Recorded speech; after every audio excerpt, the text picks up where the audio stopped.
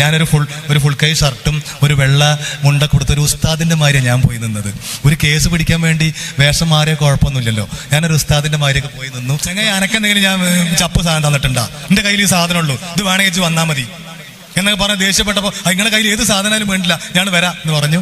ഞാൻ അവന്റെ രൂപം മാത്രം വർണ്ണിക്കുകയാണ്. നല്ല ചെറുപ്പക്കാരൻ, നിങ്ങളെക്കാളും നല്ല ഭംഗിയൊക്കെ ഉണ്ട് കാണാൻ. പക്ഷെ മുടിയൊക്കെ കൂടെ ഇങ്ങനെ കുത്തനെ മുളച്ച് ചേന മുളച്ചക്കണമാതിരി നിൽക്കുകയാണ്. പാന്റ് ഊരി പോയിട്ട് ഇവിടെ ഇതൊക്കെ ഊരി പോയിട്ട് ഇവിടെ പെട്ടെന്ന് ഇവൻ തല താത്തി ഇങ്ങനെ നിൽക്കുക.